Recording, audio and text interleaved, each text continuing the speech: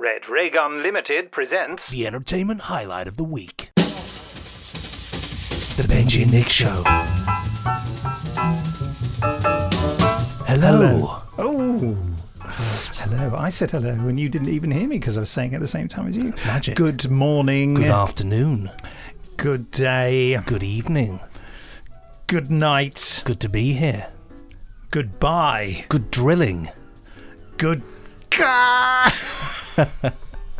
Can't do it. I can't play this game anymore.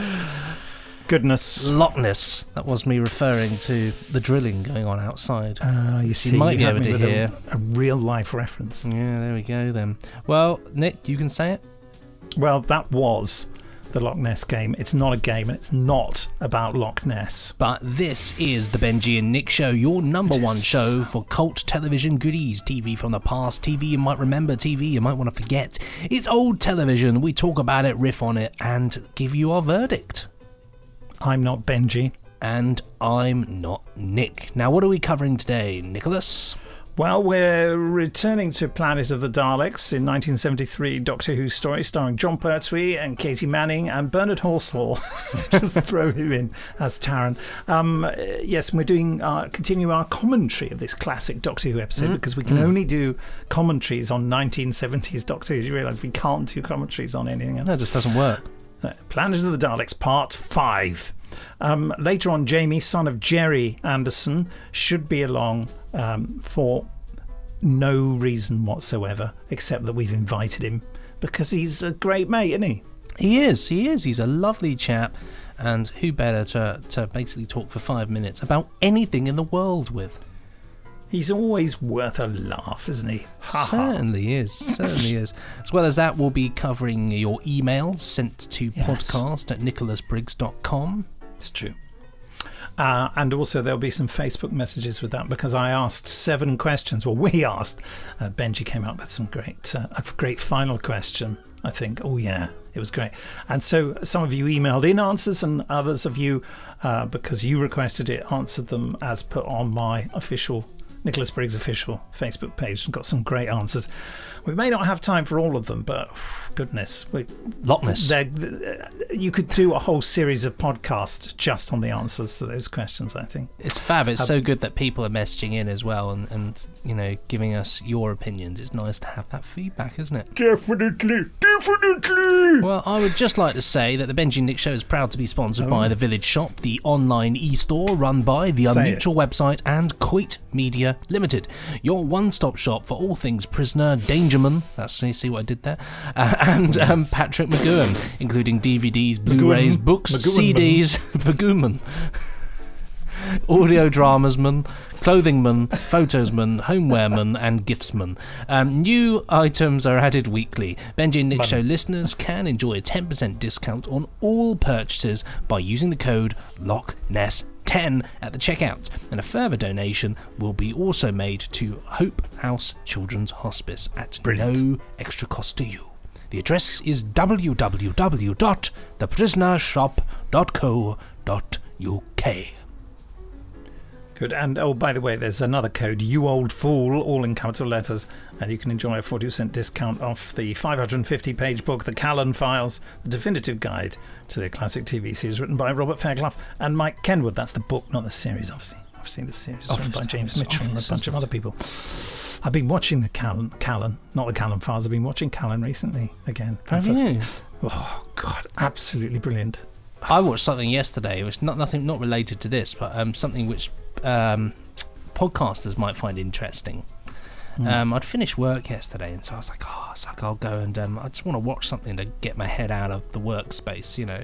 Yeah. And so I sat down, I went through my Plex, looking at what I've backed up online, and I came to an episode of The Sweeney.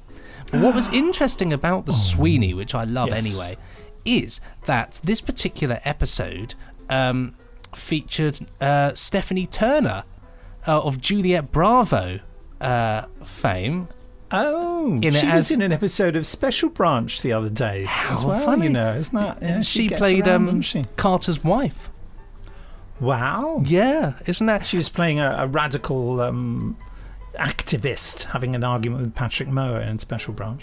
Well, this not only, you'll find this, not only was she in this episode, but there are also two other great regulars that often crop up in our podcast. One is of course Mr. Bronson himself, Michael Sheard. Michael Sheard, who was, I think he was in something we watched recently, wasn't he? It might have even been that Juliet Bravo episode. I'm sure he cropped up recently because we were talking about him. He's a cropper-upper, isn't he? He is definitely a cropper-upper. He called himself the chip stealer when we were... I remember you saying about this. He said that as he was stealing Barnaby Edwards' chips. They call me the chip stealer. Barney said, you can't just say that and get away with stealing chips. It's like me going into someone's house and saying, they call me the furniture stealer, and taking their sofa and they go, oh, he's funny, isn't he? Maybe we should try it. They call me the Aston Martin thief. But also the other person that was in this episode, see, a star-studded one, is Patrick Troughton. How good is that? Patrick Troughton himself. So what a star-studded episode of The Sweeney that was. Wow, what was he playing? He was playing a car salesman. Of all things. Car salesman. Was it, oh dear, the cars have all gone rusty? No, it was more of his deeper voice like this. Yes, I'm not going to let her get away with it. What was it he said? If you don't kill her, then I'll kill you. I was like, oh. He didn't say, in some corners of this car, lot, there are cars that must be fought. He didn't say that. These cars breed the most terrible things. Cigarette stains, bits of cans of beer, pair of pants under the main seat. Let's fight them and defeat them. He was very good. In fact, I took a photo of him, which I forgot to send to you, Nick. This will work on an audio podcast. It will at least give me pleasure. You'll even get if to the listeners will all be at sea. He looks brilliant in it as well. That's the listeners at sea. Oh, yeah, the moustache. Moustache and a great furry coat. He looks really rough, doesn't he? He's really... I'll tell you what, I'll let listeners know of the episode. Yes, please do. Let's have a look. Watch it before the next podcast. Yeah, it's cool. Yeah, Hit and Run is the name of the episode. Of course it is. Series 2 of The Sweeney. But yeah, who wrote it? It was directed by Mike Vardy, and the writers on this one were Roger Marshall and Ian Kennedy Martin. Of course. And by the way, we ought to have a look at this old prisoner shop, oughtn't we? Yeah, we should. Yeah, that was a rather large segue. Shall I press the link, shall I? Yes, I think you should. Open link. Open sesame. Open says I. Ah, there we are. What's that? Oh, no, we've done that one.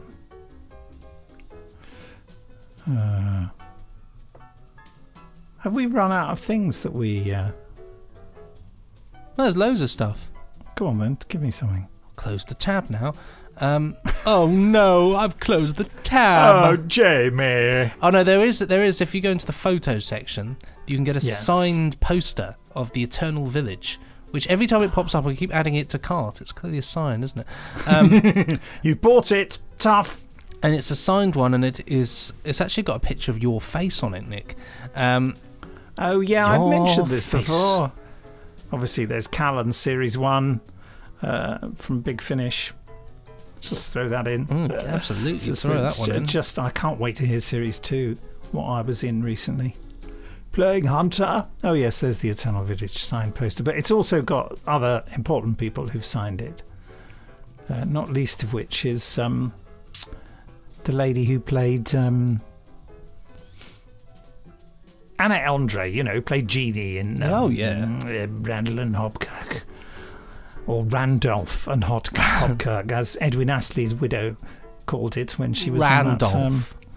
in that documentary with Jules Holland that I mentioned the other week. Anyway, there's also, by the way, nicholasbriggs.com, which is my site. If you want to go there, there are various DVDs and things that I'll sign. I keep complaining that no one goes there, and every time I complain, someone does. So this is me complaining again in the hope that someone will buy something this week. Although we're moving house at the moment, so my wife might be a bit slow sending the stuff out, but knowing her, probably not. Now, as we said, your emails should be sent to podcast@nicholasbriggs.com. But we're also looking at some Facebook messages this time. The questions I asked last time were: 1. What's your favourite vintage TV viewing on a hot summer's day? 2. What's your favourite vintage TV theme tune? 3. I nearly said 4. Don't know what's the matter with me. What are your favourite vintage TV stars? 5. What is the most blatant use of stock footage you've ever seen? 5. Did I say 5 before instead of 4? I can't remember. Too busy listening to the questions. That's the important bit, yes. What is the worst use of CSO or chroma key that you can think of? 6. What does Marty Hopkirk cast? Why does Marty Hopkirk, what does he cast as a shadow? An musical. Why does Marty Hopkirk cast a shadow when he's actually a ghost? The answers to that were incredible. And 7, what is the all-time greatest TV vehicle? Okay, so what is the first email you've got there, Benji? So I've got one here from Christopher Gerard. Hello, Christopher. It says here, hi guys, enjoying the podcast as always. Thought I'd take time to answer this week's questions. So, what's your favourite vintage TV viewing on a hot summer's day? It's Time Slip, the year of the burn-up. Makes you feel less disgusting when all the actors on screen are sweating too. Reminds me of that episode of Twilight Zone, you know, the one where the sun is so hot everybody is sort of living in a feverish nightmare. I don't know. It's very good. Then I'm not bored by it, I'm just yawning. Then the twist at the end is that actually it's so cold, she's having delusions about the fact that she's having a feverish nightmare where everything's hot. It's quite clever. There we go. Ruined it for everybody. I don't care. Don't care. And in the end, everybody dies. Came out in the 60s. You've all had time to watch it. I think it's a fair point, Benji. What's your favourite vintage TV theme tune? Obviously, The Avengers is amazing. I particularly love the Tara King version with added instruments. I'm not a music expert. Do they add a saxophone? Pardon? Christopher says, I'm not a music expert. Do they add a saxophone? I think it's a trumpet. Very possibly a trumpet, or at least a horn. Maybe a flugelhorn. Who are your favourite vintage TV stars?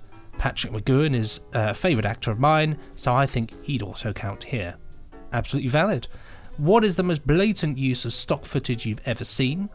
I always notice the single clip of a volcano that the BBC seem to own. It turns up in stuff from 60s to the 80s, most memorable in Inferno and in the Blake 7 episode, shock horror, here we go, Volcano. But it's just the same 10 seconds in shows for decades. Number 5, what is the worst use of CSO or chroma key that you can think of? The answer here is it has to be the kitchen in Terror of the Autons. Oh, yes. What was Barry Letts thinking? I'm with you on that one, Christopher. 6, why does Marty Hopkirk cast a shadow when he's actually a ghost? As a ghost, he is an afterimage or imprint left on the world by a living person. The shadow is an artistic choice to show this metaphorically. Should have been nominated for a Turner Prize. What is the all-time greatest television vehicle? The Liberator from Blake 7. It's got tons of space, comfy chairs, seemingly unlimited alcohol, and rooms of jewellery and clothes that the aliens who built it would never wear. Tut tut. Terry, did you not plan this beforehand?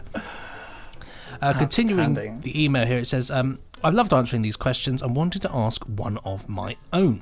Have either of you seen Invasion from 1966? It stars Edward Judd and is written by Roger Marshall of the Avengers and Zodiac fame. Not many people would say that. Of the Avengers and Zodiac. We loved Zodiac. I loved Zodiac, yeah. Based on a story from Robert Holmes. A story that may seem a little unfamiliar. Strange man is discovered crashed near a hospital. He's taken to the hospital where his blood type doesn't show to match records, and then sinister forces attempt to kidnap him. It sounds suspiciously similar to Spearhead from Space, doesn't it? I remember rightly. It's a little bit problematic in the typical 60s ways, but still very interesting to see all the familiar elephants play out in a different way. Almost like watching... Good Lord, you're playing out in a different way. It's almost like watching a remake. That's pretty good. Except, of course, it was very good. Yeah. Perhaps something you'd be interested in checking out. All the best, especially after keeping us sane throughout the worst of the quarantine, Chris Gerard. Thank you very much, Chris. We should check that one out, shouldn't we? Have you seen it? No. I have. Good. I have. No, it's terrible. But he's so right. When I watched it, I thought, hello, from a story by Robert Holmes. I think Robert Holmes may have reused this story. Yeah, cottage hospital. It's all a bit queer. Yeah. How strange. And they're sort of trapped in a kind of atmospheric bubble that makes them hotter. Everyone starts to sweat a lot. And Edward Judd, you know, who was in, funnily enough, The Day the Earth Caught Fire, is doing his sweaty acting again. Obviously, he's good when he sweats. Let's get him in.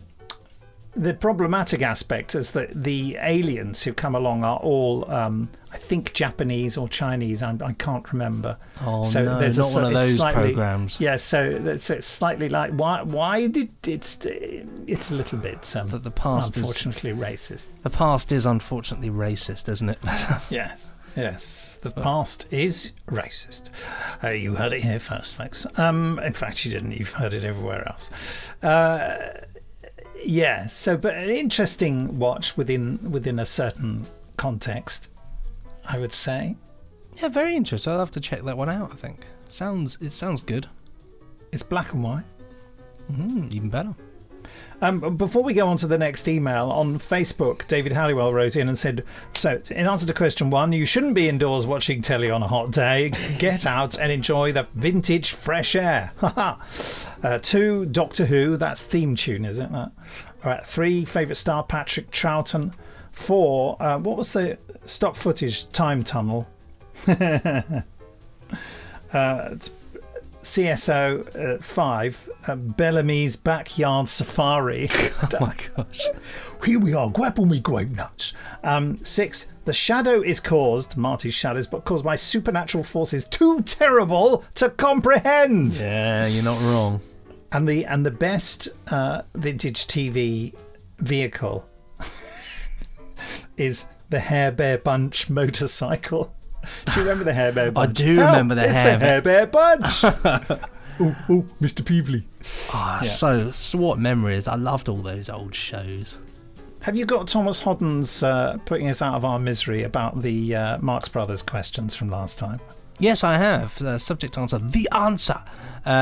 So get this, folks. So and lots of keen-eyed people on Twitter were fast to tell us the correct answer. But in fact, Zeppo Marx was an inventor of cardiac monitoring watches and part of the development system for atomic bombs.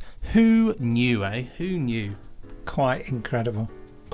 Does he ask us any other questions? I'm not seeing any other questions on there.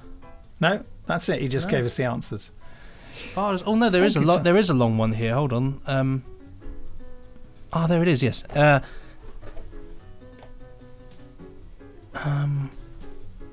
Assuming these games still proved diverting, let's have Blofeld facts. 2 are nonsense and 1 is the truth. Well, this is exciting, very Bond. Charles Grey ran out of petrol and had close encounters with an otherworldly being. Whilst Christmasing in the Highlands, he was the Highlands. He was on a remote lockside road when his car clunked to a halt, stranding him. Whilst walking the 3 miles to the next village with a jerry can, he became aware of something behind him. A black, lion-sized dog with unearthly red eyes. Telly Savalas ran out of petrol and encountered a ghost. Whilst walking to the nearest gas station, Savalas was offered a ride by a kindly stranger in a car, who even lent him the money for a can of petrol. Telly insisted on staying in touch to pay the man back. Eventually rang the phone number that he was given to arrange to post some money, but was shocked to learn that the man had died many years before on that stretch of road. Oh, I got the shivers then. Yes, go on. Christoph Waltz. I genuinely did. I love things like that. Christoph Waltz ran out of petrol and encountered himself whilst filming on location near Toronto. Waltz ran out of petrol and was stranded on a lonely forest road in the dead of night. Whilst waiting for the recovery service to find him, a strangely quiet car with no lights pulled up alongside him, wound down the window.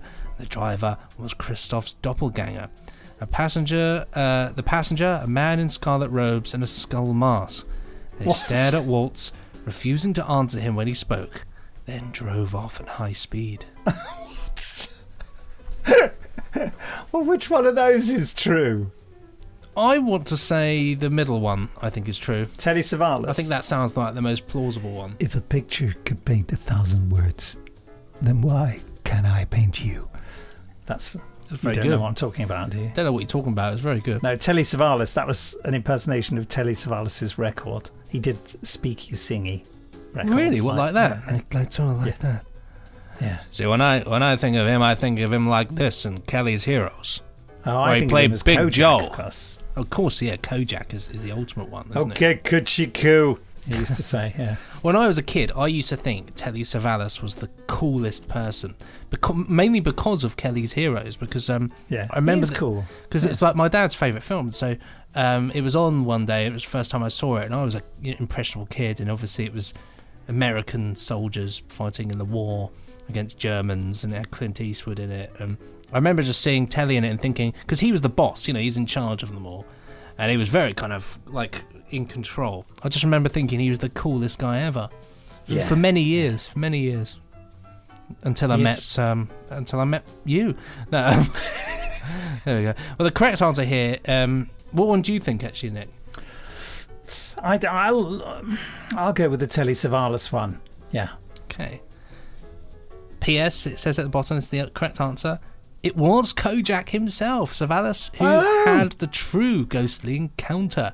The others were pure invention with no basis in truth. There we go. How peculiar is that? Well, we got that. I didn't realise the answer was actually in the email. Yeah, it's there. God, thank you for that, Thomas. Thank you. That's really good. T-E-T-E-T-E-T-E. Terrifying. I'll give you another question and answer session here from Rick Davey. He contacted my Facebook page and said, greetings Earthlings, I hope you're both well. Here are my submissions for this week. What's your favourite vintage TV viewing on a hot summer's day? The Persuaders is perfect fun viewing on a hot summer's day. Curtis and Moore are simply superb together. You should do episode 1 Overture next week. The scripts aren't always great, but with these two ad-libbing through it all to liven it up, it really doesn't matter. He's got a good point, they are great.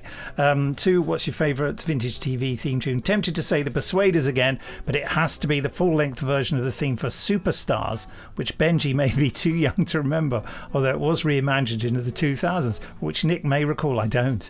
Guys, find the theme on the interweb, close your eyes and imagine Brian Jacks doing squat thrusts or Kevin Keegan falling off his bike. Superstars? It's not the kind of programme I would watch. I think I'm vaguely aware of it. I've got it up here.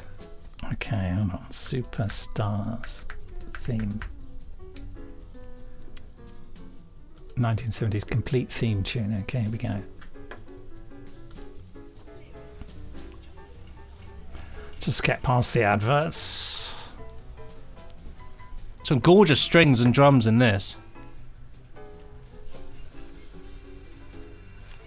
Yeah, I hate that music.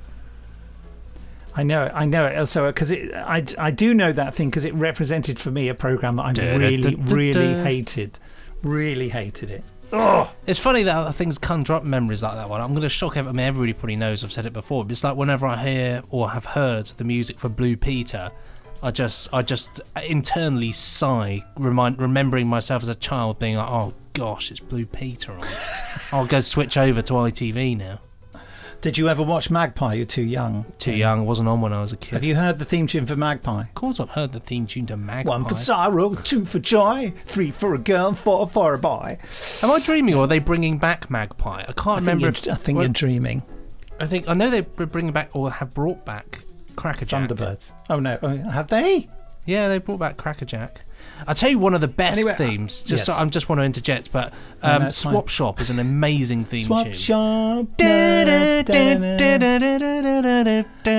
like that because I like Tiswas, you see, and Swap Shop was so middle of the road and pappy, and I hated it. Although it did feature Doctor Who guests, I quite liked that. Where are we? Oh yeah, who are your favourite vintage TV stars? Is Nick a TV star who is vintage? So I'll say him. Ha ha ha, laughter emoji. Thank you, Rick. For what is the most blatant use of stock footage? The Prisoner episode, Do Not Forsake Me, Oh My Darling. The year is 1967 and Nigel, aptly named Stock, goes to London in his 1960s Lotus Super 7, heads for a camera shop to be met with early 1950s colour stock footage of 1950s Model T Fords. That's true, actually, yeah. I think also when he's driving in it, it's footage of Patrick McGoohan driving, and it's not actually footage of Nigel Stock. What is the worst use of CSO or chroma key you can think of? There is no debate to be had here. It is the Department S episode, Last Train to Redbridge, on the running track. Here's the link. Have you seen it? It really is bad, even though it's on film. It's completely hilarious and pointless and detracts from one of the greatest 50 minutes in the history of ITC. 6. Why does Marty Hopkirk cast a shadow when he's actually a ghost? He only casts a shadow to those who can see him, so only Jeff and us. If you're a villain, you can't see the shadow. Ha ha ha. Okay, fair point. 7. What is the all-time greatest television vehicle? Wally and Nora Batty's motorcycle combination. Oh, I love it. That's from Last of the Summer Wine, isn't it? Is that right? Yeah. I can't do the theme.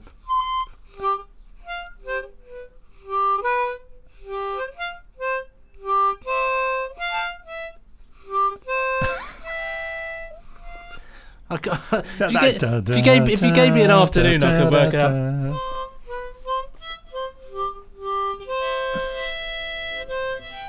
I don't know. I'm just not. Valiant effort. I'm not going to put. I mean, I got 3 notes straight off the. That's the highlight of the podcast. That's going on a clip. Much love to you both, and don't forget, folks, washing machines live longer with Benji and Nick. Thank you, Rick. What's the last email you've got there? I just want to say one thing before we actually got. We got a message through on the Facebook asking us. It's from Kevin Bianco, asking us regarding live streaming the podcast at some point. Yeah. It's definitely something we want to do. I just want to clear this up. It's mainly just down to us finding the time to do it, isn't it? Really. If someone would like to help us with it, please volunteer. Well, I've got help in the sense that I know how to do it. I've had some help to sort it out, but it's just finding out when, really, setting a time and a place, isn't it? Really. Yeah. Would have to be on a Sunday, I think, wouldn't it? Because it's obviously... And we have to sort of stare really awkwardly into the camera and have no charisma. Hello, this is... yeah.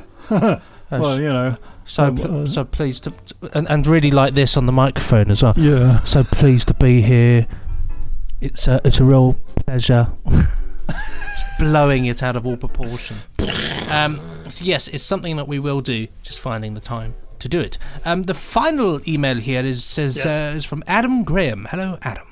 Dear Quizmasters, below are my answers. What's your favourite vintage TV viewing on a hot summer's day? Answers Columbo.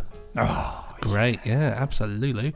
What's your favourite vintage TV theme tune? Batman from the 1966 Batman TV series.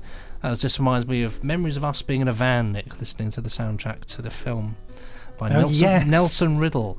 What are your favourite vintage TV stars? A good list here. Peter Falk, Michael Landon, Tom Baker, William Conrad, Beverly Garland, Bill Bixby, Eddie Albert, Dick Van Dyke, Andy Griffith, Mary Tyler Moore, Sam Tyler, Patrick McGoohan, Robert Culp, and I'm Sam Tyler. I've got to find my way home.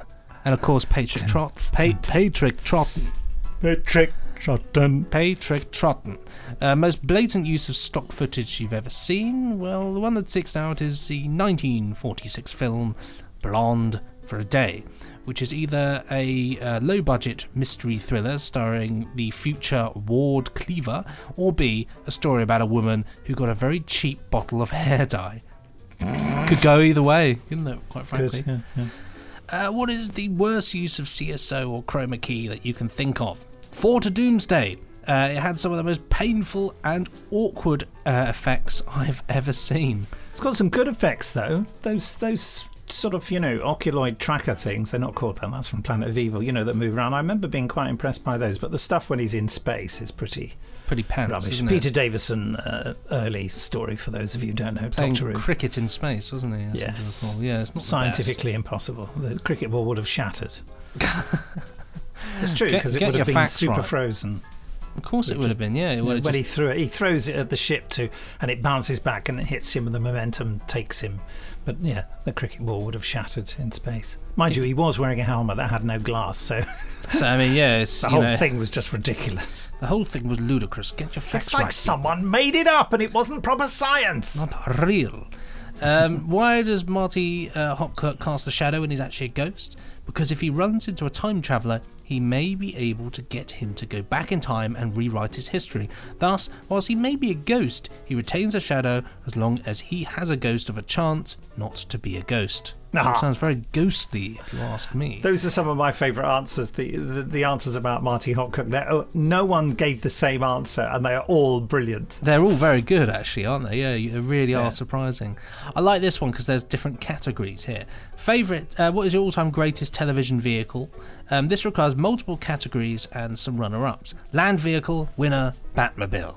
First runners up, the A-Team's van. My parents had a similar van when growing up, but it was nowhere as exciting due to different paint job and a lack of theme music. Second runner-up on this one, it says here Betsy from Doctor Who. Yeah, Betsy, it's Betsy. They called it Betsy in the TV action comic strip. Dreadful mistake, and it was a Ford Fiesta then. No. Third runner-up is Mr. Hanley's truck from Green Acres. That's very niche, isn't it? Very, very niche. There's air vehicle here, which is TC's chopper from Magnum PI. Rock and roll. Can't say chopper on this podcast.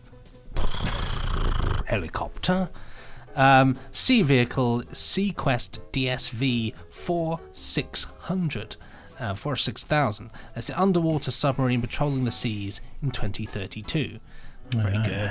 Space vehicle, of course, is the TARDIS. First runner-up is the USS Defiant from Star Trek Deep Space Nine. Okay. Second runner-up is the Andromeda Ascendant from Andromeda. Okay. There would be more Bat vehicles on here if we counted the Batman 66 movie, but alas, that's motion pictures, so we can't count that. Yeah, the Batcopter is rocking, isn't it? And the flying umbrellas. Let's just put them in there. Best regards, Adam Graham. Sent from in front of Mr. Haney's truck, where has just what I need. Only broken down and useless. Yes, I didn't understand that last sentence at all. No, never mind. Valiant effort. There we go. So, listen, there's so many of these things. I feel that we should talk about them in another podcast. There's some great highlights here. Anthony Forth, his favourite theme tune is the Liver Birds. I think that's good. That's That's a good one. Yeah, I'll give you that. Alex Pass, of course, Big Al, says his favourite viewing on a summer's day is The Ice Warriors and not Inferno. Hot summer's day, yeah. Blatant use of stock footage, Voyage to the Bottom of the Sea, using The Lost World. Yeah, quite like that. Chris Thompson says, that's the animator, Chris Thompson, says Stingray, Stingray's favourite watching The Adventures of Tintin. Wow. His favourite theme. Here's his Adventures of Tintin, the crab with the golden claw. I don't know how the music goes there. Ed Bishop always seemed pretty chill. I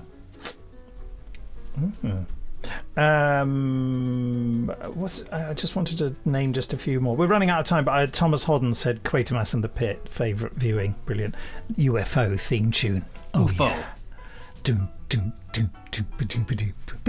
Very good.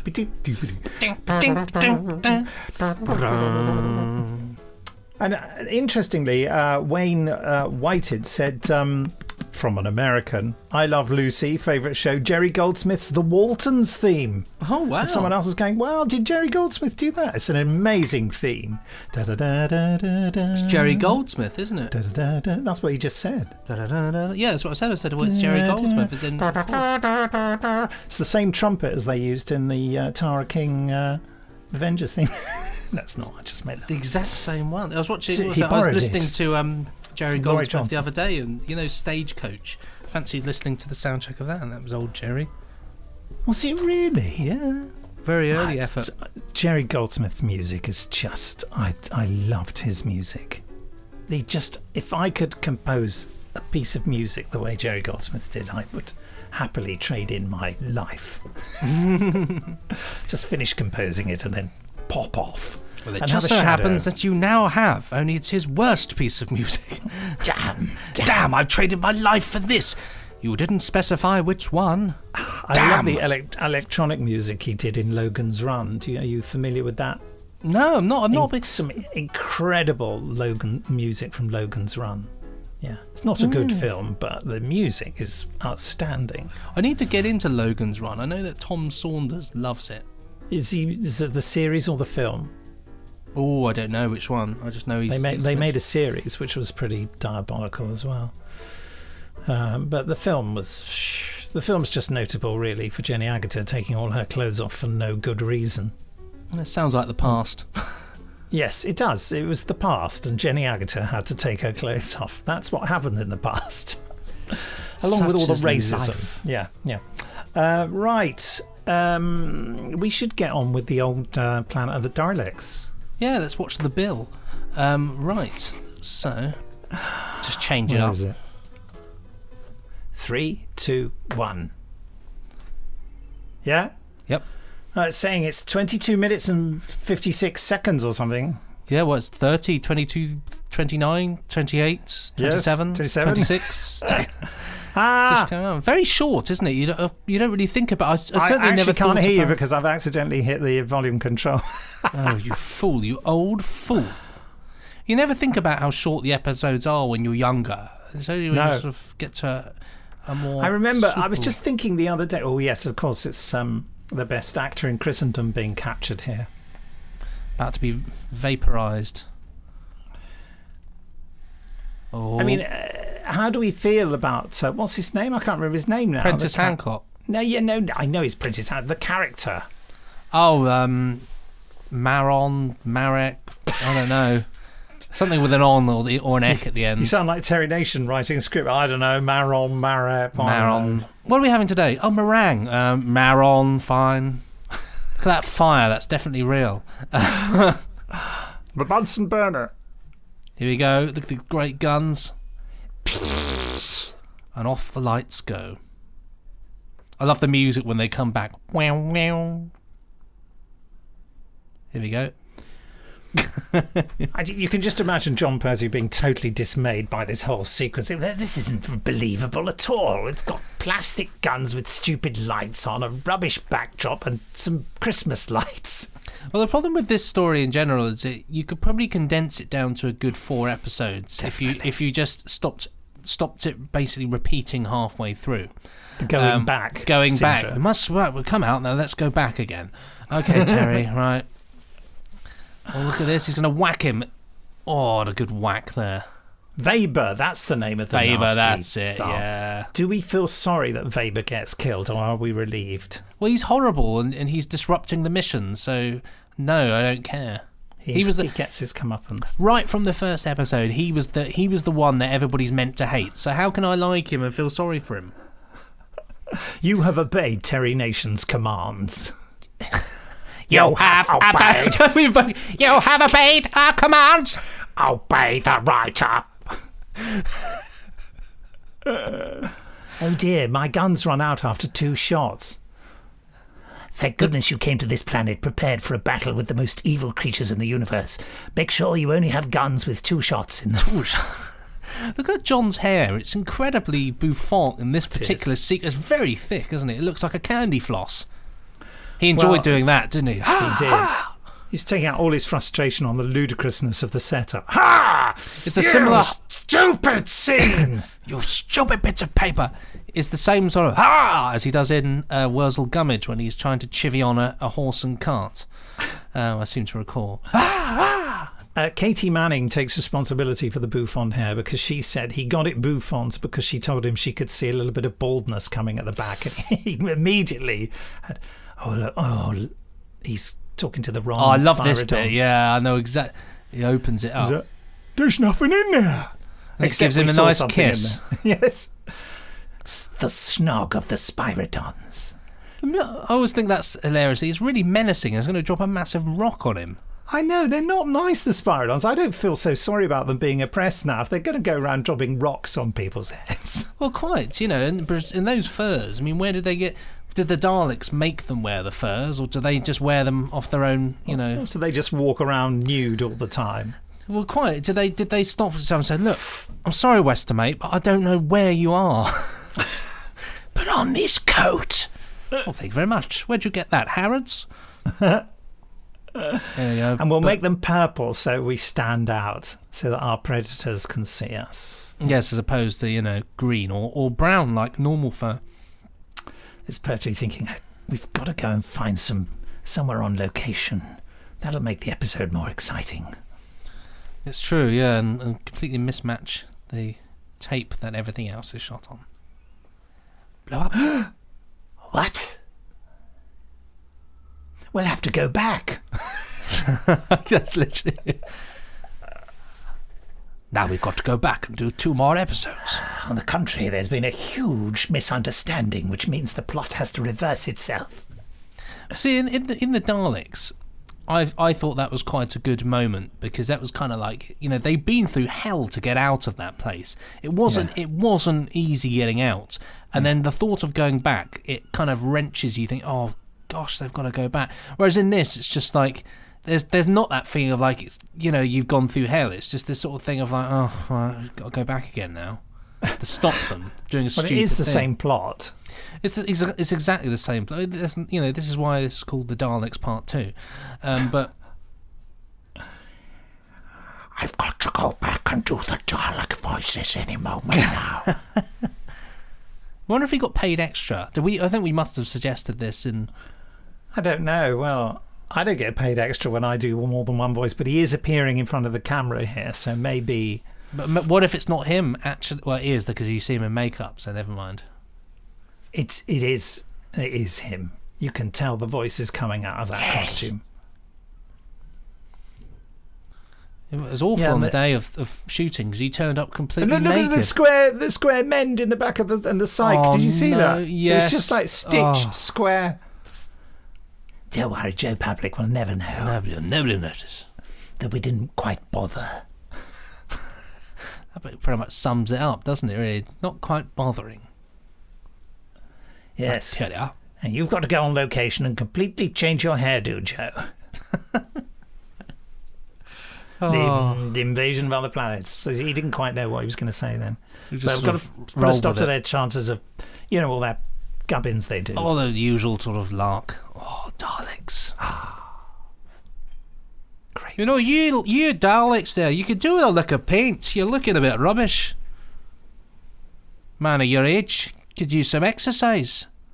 Yes, thank you. I love the way the Daleks said, we will question him, and then jiggles his bum and repositions. It's like he's just in front of you. It's like he's getting his notepad out. Right, I'm going to question him. Right, here we go. I love the way the Dalek on the left is absolutely in Day of the Daleks colours. And the Dalek on the right is... I think it's been painted for this one. Yeah. Probably previously the gold Dalek. Well, I'm sure there'd be some Dalek experts listening who would like to tell us. Dalek 25 million website, isn't it? The Great Dalek What Resource. Love it. I much preferred the Daleks when the whole screen goes sort of death ray, because it's kind of it feels more vicious. How the sparkly dangly things in the forest, when it went negative, they just sort of looked like a funny video effect. I'm still watching this big cube of rancid curry. Rancid curry. How is the dog sick doing? It looks like Weetabix.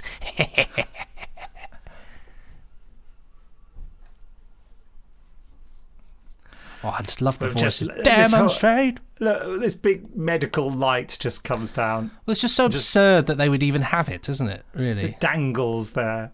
And of course, it then exposes all of the scratches and scrapes on the perspex of the Daleks. How utterly filthy and smashed in that Dalek looks. Yeah. Of course, those two are the exact same two Daleks we saw in the previous scene. Oh, you're spoiling it for me, Benji. You mean there's more than two? I love all the condensation on there. I think that's rather clever.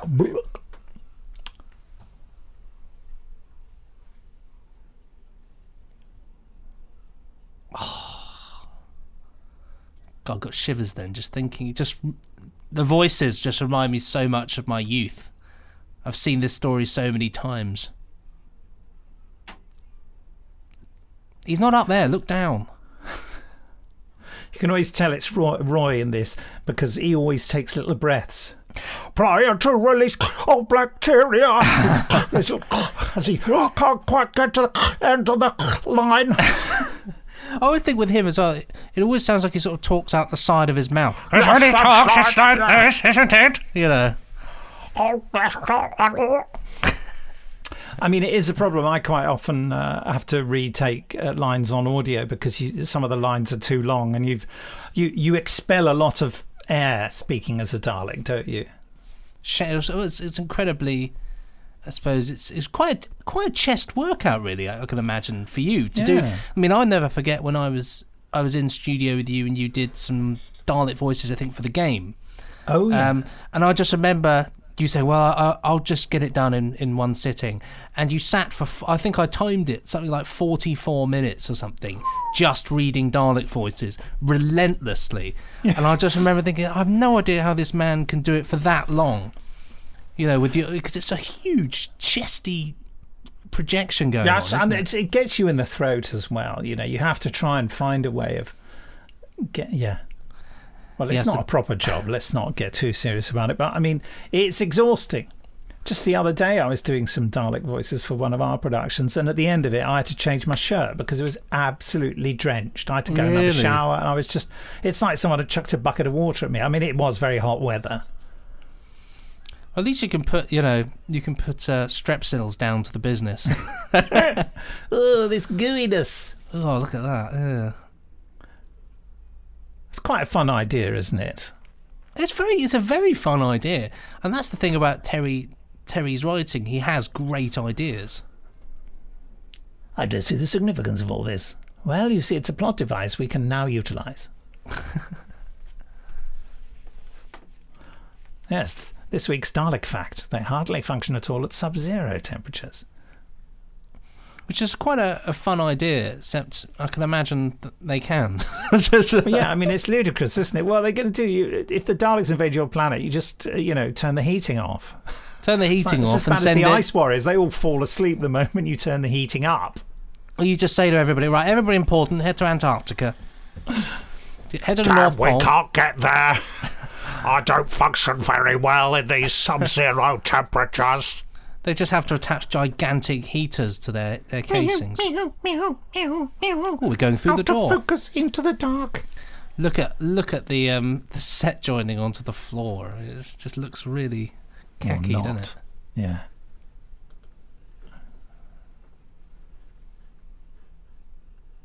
I love that voice. That's Michael, isn't it? Yeah. That's definitely Michael Wisher, yeah. I think he had the most robotic of like these classic voices. It sounded incredibly... Yeah, I love Michael's Dalek. I mean, Roy's fantastic too, but I think I prefer Michael. Michael, for me... I'm not looking in the right direction. You fool. I'm over here. He's always doing it slowly. I am looking up in the air, Dalek. I think the thing about Michael Wisher is, like, when he did the mission granted, he has this sort of like he pronounces everything in a very clear way. Yes. Then granted, He's like a little demon, isn't he? he is like a little demon.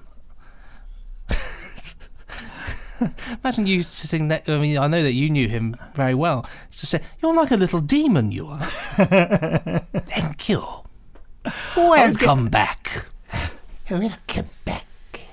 I always used to get nervous the way people would be so close to a Dalek. I thought they could kill them now. They could have killed them.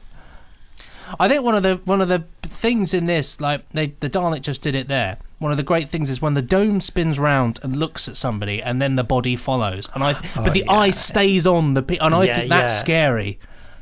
Barney and Nick, who do the Daleks now, they're always trying to do that manoeuvre.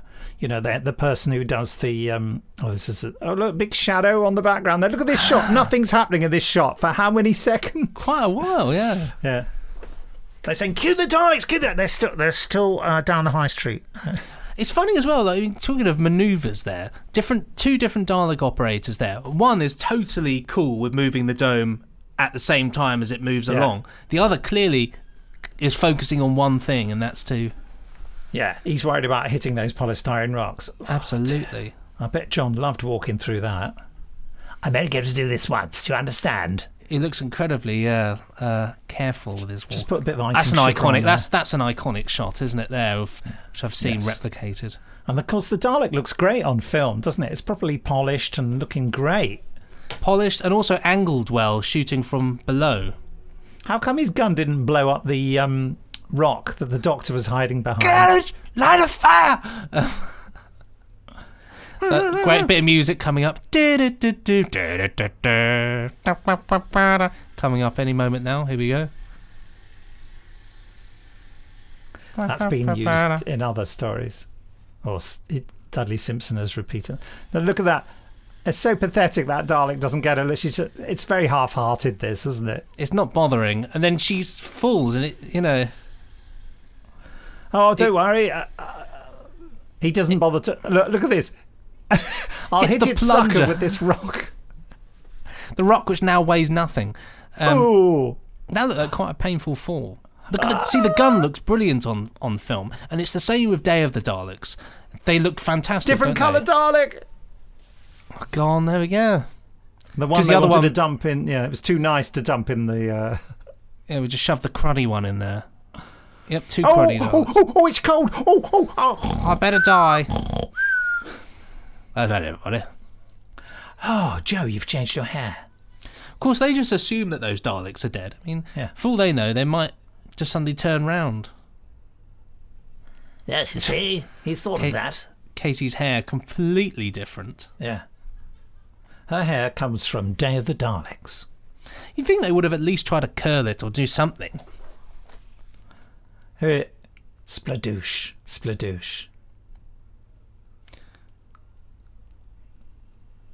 Very good, keeping it off camera. Yeah. Imagine them all doing a little bit of sick in their mouth as they watch that. That was a good sound of it. Thank you very much. I do try. Now this is where Wester does the business, isn't it? That Dalek on the right there had a new iris in place. Knickers! Damn!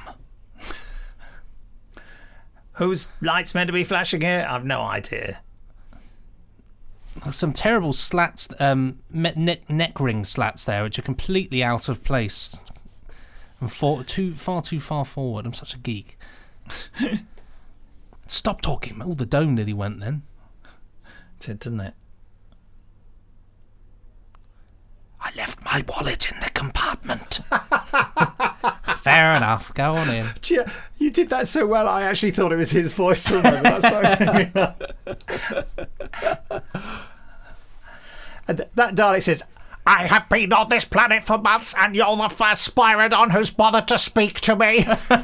Yeah, hell hath no fury, like a Dalek scorned. He's still not looking the right way. No, none of the other Spyridons have ever said anything. Bit chatty today, aren't we? This is a good shot. Well, it was until it zoomed this far out. I love that as a phrase. Caution! Oh. It's so Make good. all speed. I love it when the Daleks... I think that's the only time the Daleks ever say, make all speed. Make all speed. Look how battered that one is. Look at it. Oh, it's bent at the front, The isn't it? state of that. And what about the Dalek, though? I'm sorry, Joe, but I must patronise you because you're a female. Did you know they don't manufacture that particular colour of perspex for the rings on the eye stalk anymore? If you want it, you have to get it custom made. Do you? That's Can't my you just boring get fact. Clear stuff and paint it. They have to do them in runs, because remember when I had a Dalek, I had to buy a set of it. I never even used it, but you have to buy a set of it, specially printed.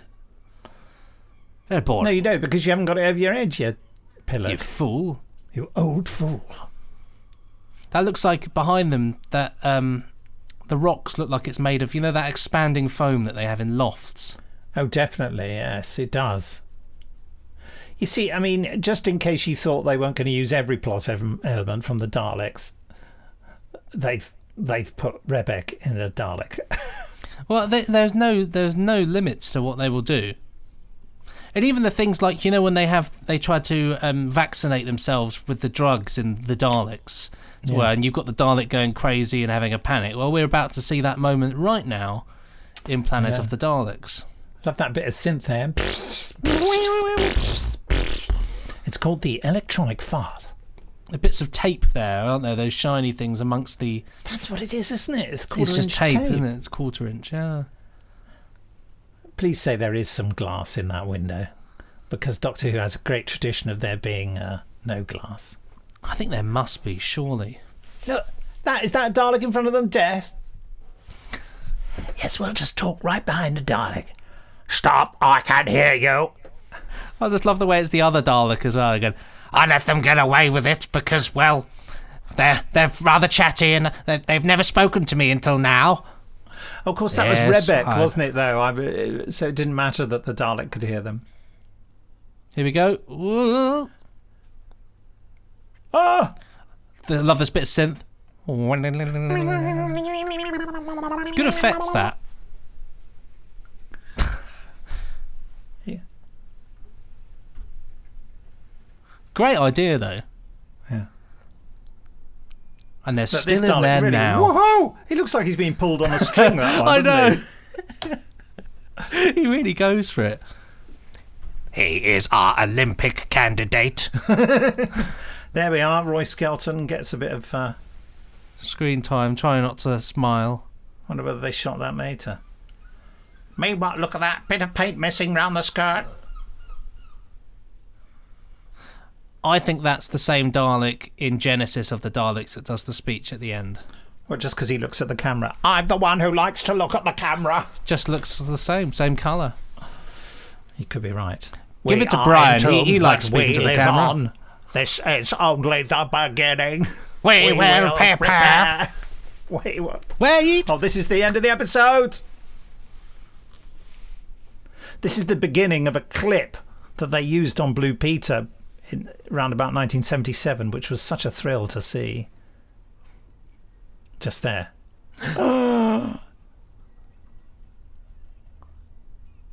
They used it from there. Emergency, emergency. So they used it from the next episode. Of course, I love the way when it's absolutely going ballistic at them, saying emergency, emergency. They're just standing there like, yeah. What are we going to do now? Well, Don't worry, I it's suppose the we end of did. the episode. There's a couple of Daleks in the next episode go rocketing down the corridor after them. It's rather good. Oh, well, that was great, wasn't it? We had a right old moan about that, like typical Doctor Who fans. I love it. Ooh, We do There's like a massive picture of Rebek's face. Well, I'll give there you it. have I'll give it to BritBox. I'll give it to them. They do have some great photos, like, you know, that pop Not up. all now of them and the again. right ones. No, well, quite, but Yes, well, quite. yeah, for quite. Well, I suppose now it's time we invite Yeah, I was just going to do that. Jeremy Invite Anderson. Jeremy Anderson. Jamie Anderson.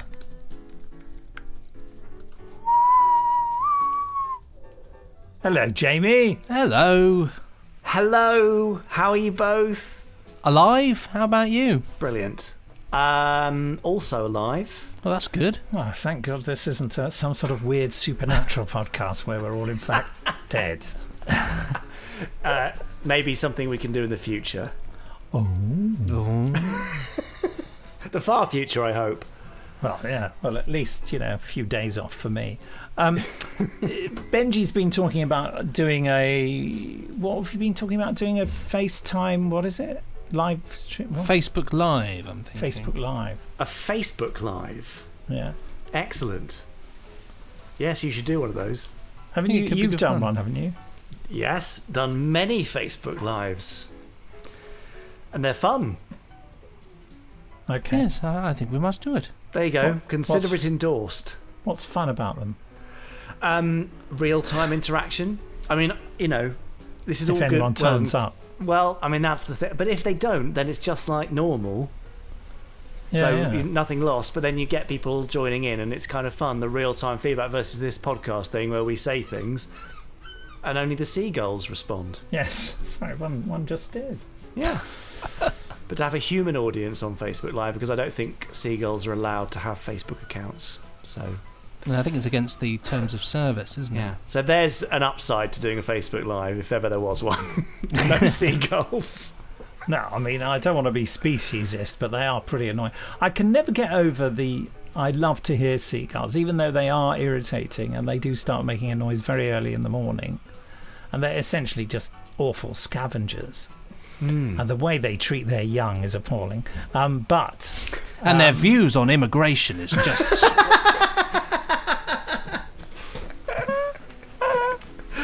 Brilliant, you're totally right. But it feels special every time I hear them. Even though you can't stand them. But you see what I mean? I'm not seagullist, mate. Some of my best friends are seagulls, but yeah, okay. Makes me feel like I'm on holiday every day of my life. Oh, isn't that lovely? Good for you.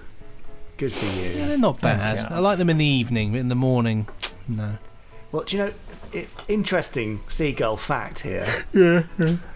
In the valleys of South Wales, where I'm coming to you from now, Yes. we have seagulls. What's that about? How bizarre. I don't know. I mean, they're like sort of valley gulls instead, but they are seagulls. I don't know what they're doing here because there's no sea anywhere near.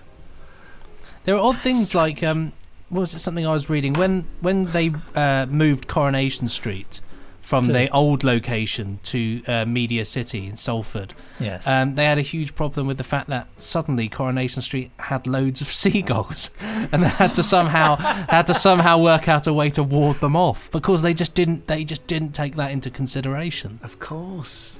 So now I think is a great fact, Benji. I did not know that. What but did it they makes do to total ward them sense. off? I have no idea. I know that They obviously employed someone with a big shotgun. I don't know quite how they've dealt with it, but obviously, a huge thing is cleaning all the muck away. Yeah. From poor What about Ken the Barnes. noise of them? That doesn't fit with the setting, does it? You don't Well, think quite. Right, Who knows? cut. They probably wrote in that one of the main characters started doing seagull impressions and went a bit mad, and they just wrote it in that way. That's what Rita's I gone do. insane again. She thinks she's a seagull. The whole of Coronation Street has been moved to the seaside. So is the new studio much nearer the sea or something then? It's near the docks, so it's all Salford docks, and so it's crazy. He's absolutely what a I crazy should say thing that to- a fishmonger's has opened nearby and it's attracting the seagulls. Old fisherman at number 8. Hi there, matey. Har. That's a very good Manchester accent. The best I've heard all day. Well done, Benji. I didn't even think about it. I've got a great question for you here, Jamie. Oh. If there was an Olympics for average people, what would some of the events be? What? So, if there was an Olympics for average people, what would some of the events be? Ooh. Egg frying. Egg fry. Yeah, I think that's an extraordinary skill. Yeah, but it's the spectrum of egg frying ability, isn't it? Because you get the people who put it in way too hot, and then you get all the crispy, horrible, bubbly Yeah. brown Yeah. around the edge, or the people who put it in and they go, yeah, that's done, and then it's got a really sort of snotty top. Nobody likes a snotty top, do they? I do mind the crispy brown bits so much. You don't mind it? What? I quite like them flipped over on both sides. Well, I'm happy to flip over because that avoids the snotty top. But I'm surprised at you, Briggs, with your. I do mind. I mean, I don't. Okay with crispy ickness. I am. The best way. I used to always. Both sides. I don't know what the Americans call it. What do they call it? Over easy? No, it's not right. They have all over sorts easy. of... That's over easy, but it's still, the yolk is still running. The best way to do it is to just splash the hot fat onto the top of the egg so it does get sealed. This is Jamie and I have so many food porn conversations. Filth. Yeah. Absolute hot filth. butter. We get very carried away. And occasionally my wife catches us talking about food and she just thinks, what is the matter with you people? I think anybody hearing us talking about food would think we're weird. So I'll tell you something that is a life upgrade that you must consider if you haven't already. Is get rid of your spreads and all that, and just go back to butter in a butter dish, proper salted butter. It just changes your life. Benji, It puts a stone on your weight after 3 months, but apart from that, it's meant to be better for you though. Apparently, allegedly. Exactly. Yeah. It's better for you if it makes you happier because it tastes delicious. So yes. I would love it, but the wife won't have it. Butter. Get a secret butter stock in the shed and just That's a I got really excited about that. She did have some the other day, and I started using it. She said, "That's mine." I said, "What do you mean yours?" She said, "It's for cooking. It's for making some cakes." I said, "I just want to put it on some toast." She looked at me like I'd done something illegal. That butter was spoken for, Nick, and you broke the first rule of butterdom. Butterdom. From the Holy Trinity of the Butter Church of Butter Minor 2. Did I take you, Nick Briggs, to that restaurant, which is now closed, sadly, on 5th Street, where you could have bread and meat butter? Bread and meat butter? Is that not just pate? No. Better than pate. It was a selection of meat drippings that you could spread on your bread. That's dirty. Beef dripping, lamb dripping, and pork dripping. Whipped, all of them whipped, and then you could. Sorry, if anybody's a vegetarian or a vegan listening to this, you probably think we're disgusting monsters, but it was delicious. And waste not, want not, right? Yeah. Well, you didn't ever take me there. We did go to that one called Flavour Bastard. That was the place. They must have either stopped or not quite started doing the meat butters then. But Flavour Bastard, that's closed, sadly. Right. Well, because I'm sure a lot of places are closed now, but it closed before the pandemic, didn't it? We had bacon flavoured ice cream, didn't we? I believe so. Yeah. This was amazing. Dribbling. See, it was amazing. Shall we get together once all this is done and have a lovely night of butter-themed stuff? Sounds like a great idea. I might have a butter chicken tonight with a curry if I can. Well, I'm going to text Steph and say, can we have a curry tonight? Benji, what butter-themed dish are you going to eat in the next 24 hours? A buttered sausage. I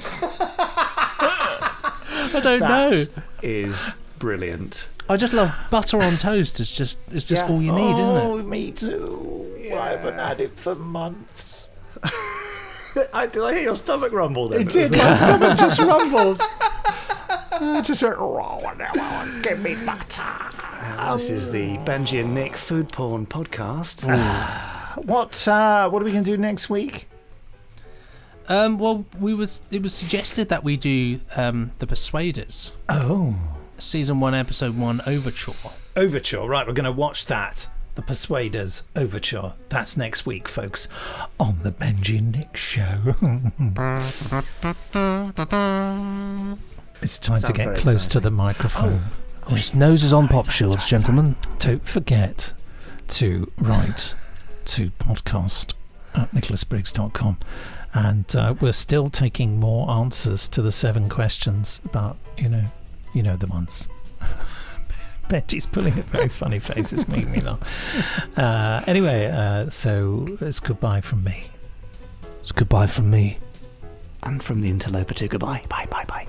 Butter. Interloper. Interlope butter. Interloper 2. Pressing stop now. Ka-chunk.